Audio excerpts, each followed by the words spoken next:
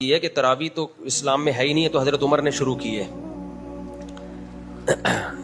حضرت عمر نے تراویح شروع کی ہے، جس طرح سے شروع کی اس سے پہلے ہمیں ابو بکر کے دور میں یہ نہیں ملتی، اور نبی صلی اللہ علیہ وسلم نے بھی ختم کی ہے تراویح، 3 دن پڑھائی، اس کے بعد آپ نے کہا کہ یہ فرض نہ ہو جائے، حضرت عمر نے شروع کی۔ یہیں سے ہمارا بھی اہل حدیث سے اختلاف بھی اسی بیس پہ شروع ہوتا ہے۔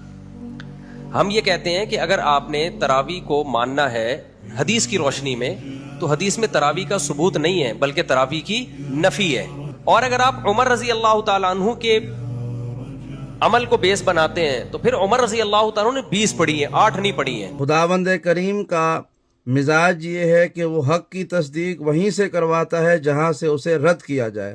آج خدا نے انہی کی زبانی انہی کے مکر و فریب کا اقرار کروا لیا کہ اللہ کے رسول صلی اللہ علیہ وآلہ وسلم کے زمانے کے، یعنی ان کی وفات کے 3.5-4 سال کے بعد، 5 سال کے بعد، حاکم دوم حضرت عمر ابن خطاب نے اپنے زمانے میں تراویح جیسی بدعت کا آغاز کیا، اور وہ آج ان کے مذہب کا حصہ بن چکی ہے۔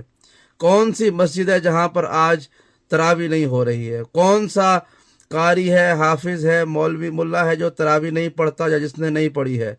اور جو نہ پڑھے اس پر اعتراض کرتے ہیں۔ ان کے ہاں لڑائی ہو رہی ہے کہ تراویح 8 رکعت ہے یا 20 رکعت ہے۔ تراویح جو ہے وہ کب سے شروع ہوتی ہے، کب ختم ہوتی ہے، آہستہ پڑھیں یا اونچی آواز میں پڑھیں، زور زور سے پڑھیں۔ ان کے ہاں یہ بحثیں چل رہی ہیں، اور یہ شخص اپنی زبان سے اقرار کر رہا ہے کہ اللہ کے رسول کے زمانے میں یہ کام نہیں ہوتا تھا، حاکم اول حضرت ابو بکر کے زمانے میں یہ کام نہیں ہوتا تھا، بلکہ حاکم دوم نے اپنے کسی سبب سے اس کام کو شروع کیا اور وہ جاری رہا۔ اسی طرح کا اقرار میں 20 اور اہل سنت کی زبانی آپ کو دکھا سکتا ہوں کہ جس میں وہ مان رہے ہیں کہ تراویح نام کی کوئی نماز نہیں ہے، اس کی مذمت موجود ہے، اس کا اقرار نہیں ہے، اس کی تائید کہیں نہیں ملے گی، آپ کو مذمت ملے گی کہ تراویح نہ پڑھنا خبردار۔ تو یہ شروع کہاں ہوئی؟ اب جس سوال پہ میں لانا چاہ رہا ہوں وہ یہ ہے کہ یہ نماز تراویح جو حضرت عمر نے اپنے زمانہ حکومت میں شروع کی، یہ کہاں شروع کی؟ مکے میں شروع کی؟ نہیں۔ یہ مصر میں شروع کی؟ نہیں۔ یہ پاکستان میں شروع کی؟ نہیں۔ ہندوستان میں شروع کی؟ نہیں۔ یہ کہاں شروع کی؟ مدینہ الرسول میں، مدینہ النبی، جس کو آج مدینہ منورہ کہا جاتا ہے، وہاں مسجد نبوی میں شروع کی۔ تو یہ تو تاریخ مان گئی کہ مدینہ منورہ میں، مسجد نبوی میں دوسرے حاکم حضرت عمر ابن خطاب نے اپنے زمانہ حکومت میں تراویح کا آغاز کروایا تھا، اس کی جماعتیں لگوا دی تھیں۔ مان لی نا یہ بات؟ یہ سب سنی مانتے ہیں، تمام اہل سنت علماء اس بات کو مانتے ہیں۔ جب مان لیا نا، اب آئیں دوسری طرف۔ صحیح بخاری کی حدیث نمبر 7306 اور حدیث نمبر 1869، یہ 2 حدیثوں کے نمبر آپ یاد کر لیں، 1869 اور 7306۔ یہ حدیثیں کیا بیان کیا روایت ہے؟ اب سنیے گا کہ میں نے انس بن مالک سے کہا، احرم رسول اللہ صلی اللہ علیہ وسلم المدینہ، کہ میں نے پوچھا ان سے کہ کیا اللہ کے رسول نے مدینہ کو حرمت والا شہر قرار دیا تھا؟ قال نعم، تو انس بن مالک نے کہا ہاں ایسا ہی کیا تھا۔ ما بین قضا الی قضا، کہ فلاں جگہ سے فلاں جگہ تک، اب بریکٹ میں لکھا ہوا تھا وہاں پر کہ فلاں جگہ سے مراد ایک جبل ہے، پہاڑ ہے عیر، وہاں سے لے کر جبل ثور تک، یہ دونوں کے درمیان میں جو علاقہ ہے نا، یہ مدینہ النبی کہلاتا ہے، مدینہ منورہ کہلاتا ہے۔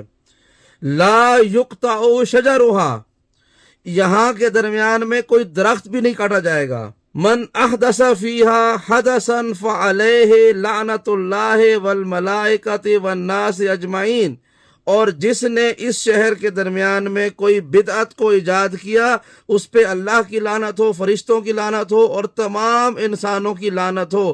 یہ میں نہیں کہہ رہا ہوں، یہ صحیح بخاری کے لفظ ہیں۔ مدینہ منورہ کے بارے میں انس بن مالک کی روایت ہے کہ اللہ کے رسول کا فرمان ہے۔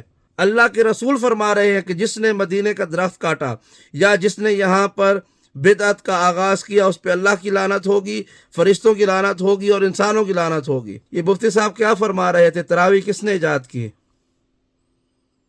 یہ ہمیں کہتے ہیں صحابہ کے گستاخ ہیں۔ اپنی زبان سے مان رہے ہیں کہ حضرت عمر ابن خطاب نے اپنے زمانے میں تراویح کا آغاز کیا جو کہ ایک بدعت ہے، خود مانا کہ یہ بدعت حسنہ ہے، خود انہوں نے لفظ بدعت کا اقرار کیا۔ پھر بخاری کی یہ روایت کہتی ہے جس نے مدینے میں بدعت شروع کی اس پہ کیا ہوگا؟ قضا و قضا اللہ کی اور فرشتوں کی اور انسانوں کی لعنت ہوگی۔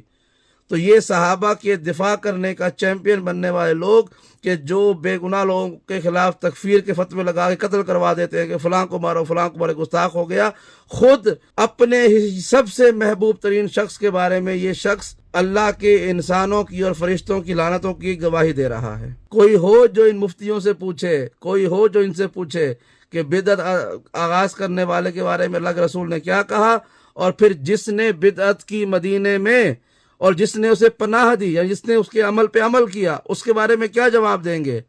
اللہ اور فرشتے اور انسان اس کے لیے کیا کرتے رہتے ہیں؟ اس سوال کا جواب ہر غیرت مند اہل سنت پر لازم ہے کہ اپنے تراویح پڑھانے والے مفتیوں سے، قاریوں سے، حافظوں سے لے، پھر فیصلہ کرے کہ اس نے اللہ کے رسول کی سنت پہ عمل کرنا ہے یا حضرت عمر بن خطاب کی سنت پہ عمل کرنا ہے۔